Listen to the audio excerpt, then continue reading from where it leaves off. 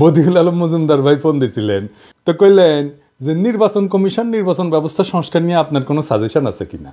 আমি কইলাম বদিউল ভাই সব সমস্যার সৃজনশীল সমাধান আছে, তবে আপনি ইমপ্লিমেন্ট করতে পারবেন কিনা জানি না, তবে শুধু আপনার সাথে কেন শেয়ার করব, সবার সাথে শেয়ার করি। তো আসেন আগে সমস্যাগুলো দেখি, আর দেখি আমার out of the box idea দিয়ে একসাথে কতগুলো প্রবলেম সলভ করা যায়। আমি প্রথমে বলে রাখি যে তত্ত্বাবধায়ক সরকার কনসেপ্ট এটা লং টার্মে ফাংশন করবে না, এটা করেনি, ইতিহাস সাক্ষী। মাত্র 3 টার্ম কাজ করেছে, এটা তারপরে ভেঙে গেল 2006 সালে। হাঙ্গারের পলিটিক্যাল পার্টিগুলা কোনো কমিটমেন্ট রাখে না, চেয়ারে বসলে একবারে ওইটারে জমিদারি বলে মনে করে। তো কোন কোন সমস্যার সমাধান আমার এই out of the box idea দিয়া সম্ভব, আসেন সেটা দেখি। 1 নম্বরে হইতেছে রাজনৈতিক দলগুলো দ্রুত নির্বাচন চায়, এই সমস্যার সমাধান দেওয়া সম্ভব। 2 নাম্বার, রাজনৈতিক দলগুলো বলে প্রফেসর ইউনূসের সরকারের ম্যান্ডেট নাই, এটারও সমাধান দেওয়া সম্ভব। 3 নাম্বার, তত্ত্বাবধায়ক সরকার ছাড়া সুষ্ঠু নির্বাচন করার যে সমস্যা সেটারও সমাধান সম্ভব। 4 নাম্বার, ধ্বজভঙ্গ উপদেষ্টা পরিষদ এটাও রিস্ট্রাকচার করা সম্ভব। 5 নাম্বার, নির্বাচনে ব্যাপক কারচুপি, ভোট কেনা বেচা, এই সমস্ত সমস্যা সমাধান সম্ভব। এইগুলো একসাথে সমাধান হয়ে যাবে। আইডিয়াটা শুনে আওলায় যায় না, আগেই বাতিল বা খারিজ করে দিয়েন না, এই সিস্টেমে ফজিলত আছে অনেক। কিভাবে হবে কাজটা আসেন দেখি। নির্বাচন এখনই শুরু হবে, মানে ধরেন 2-3 মাসের মধ্যে। সব আসনে না, মাত্র 10টা আসনে। যারা জিতে আসবে তাদের 2 জনকে উপদেষ্টা বানানো হবে, 1 জনকে স্পিকার বানানো হবে, তারাই সংসদ অধিবেশন করবে। তাদের কার্যকাল হবে 5 বছর। আবার 2 মাস পর আবার 10 জন নির্বাচিত হয়ে আসবে, তাদেরও কার্যকাল হবে 5 বছর। দরকারে নতুন স্পিকার নির্বাচিত হবে 20 জনের সংসদে, আর আরও 2 জন উপদেষ্টা যুক্ত হবে উপদেষ্টা পরিষদে। এইভাবে 2 মাস পর পর 10 জন করে এমপি ইলেকশন হবে।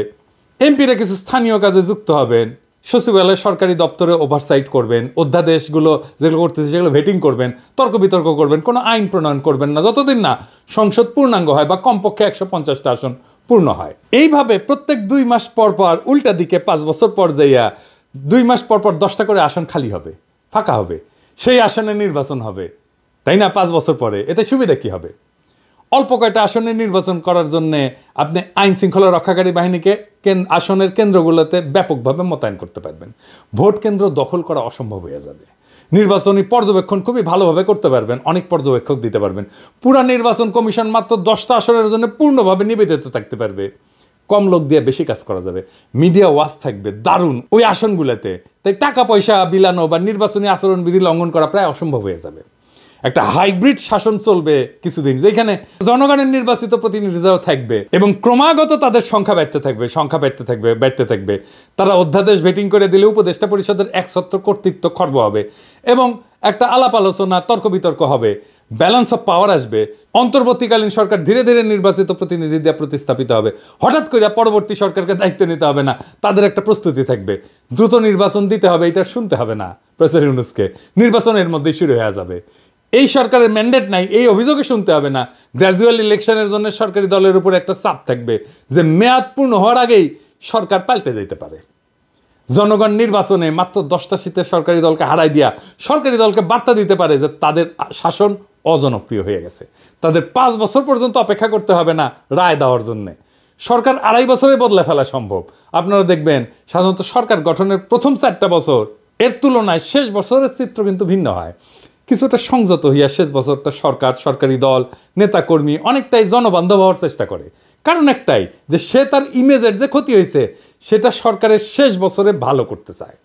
কারণ সামনে নির্বাচনের খাড়া যদি সব সময় ঝুলায় রাখা যায় তাহলে এটা কত ভালো হবে ভেবে দেখেন।